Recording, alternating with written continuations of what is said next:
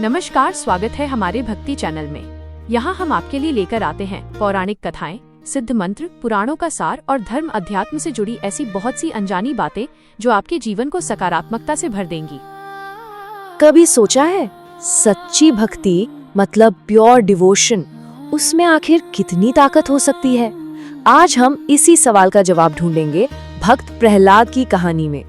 ये एक ऐसी कहानी है जो हमें सिखाती है कि जब विश्वास अटूट हो तो क्या कुछ हो सकता है। तो चलिए कहानी में उतरते हैं। देखिए, ये सिर्फ एक पिता बेटे की कहानी नहीं है, बिल्कुल नहीं। ये तो दो अलग अलग दुनियाओं की टक्कर है। एक तरफ है घमंड में चूर, एब्सोल्यूट पावर, और दूसरी तरफ है एक ऐसी आस्था जिसे कोई हिला नहीं सकता।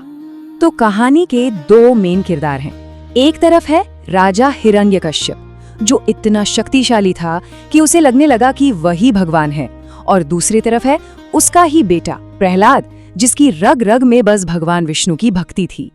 अब आप खुद ही सोचिए, जब एक घर में एक खुद को भगवान माने और दूसरा किसी और को, तो टकराव तो होना ही था, है ना? अब जाहिर सी बात है, राजा को ये बात बिल्कुल बर्दाश्त नहीं हुई कि उसका अपना बेटा उसकी ना सुने। तो हिरण्यकश्यप ने हर तरीका आजमाया। पहले तो प्यार से समझाया, फिर डराया, धमकाया, लेकिन प्रहलाद पर किसी बात का कोई असर ही नहीं हुआ। उनकी भक्ति तो चट्टान की तरह मजबूत थी।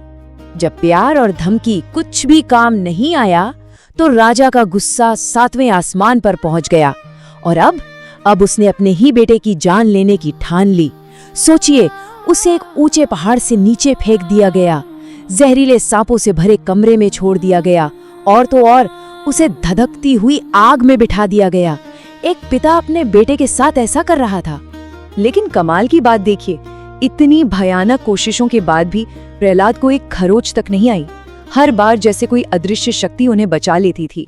ये भगवान विष्णु का ही चमत्कार था। और जितनी बार प्रहलाद बचते थे, उतनी ही बार हिरण्यकश्यप का घमंड और गुस्सा और भी ज्यादा बढ़ जाता था। अब तो हिरण्यकश्यप एकदम हार चुका था और गुस्से से पागल हो रहा था। उसने अपने बेटे पर चिल्लाते हुए कहा, कहाँ है तेरा भगवान? दिखा मुझे, कहाँ है वो? और पिता के इस भयंकर गुस्से के जवाब में प्रहलाद ने एकदम शांत होकर पूरी दृढ़ता से कहा, उन्होंने कहा, पिताजी, भगवान तो हर जगह हैं, वो इस खंभे में भी हैं। सोचिए जरा, कितना गहरा विश्वास था। बस प्रहलाद का ये जवाब सुनना था और हिरण्यकश्यप के अहंकार को जैसे आग लग गई। उसे लगा कि उसका मजाक उड़ाया जा रहा है। उसने गुस्से में अपनी गदा उठाई और दे मारी उस खंभे पर पूरी ताकत से। और जैसे ही वो खंभा टूटा, एक ऐसा चमत्कार हुआ जिसकी किसी ने कल्पना भी नहीं की होगी। उस टूटे हुए खंभे के अंदर से भगवान नरसिंह प्रकट हुए, आधा शरीर इंसान का और आधा शेर का। वो नजारा वाकई देखने वाला था।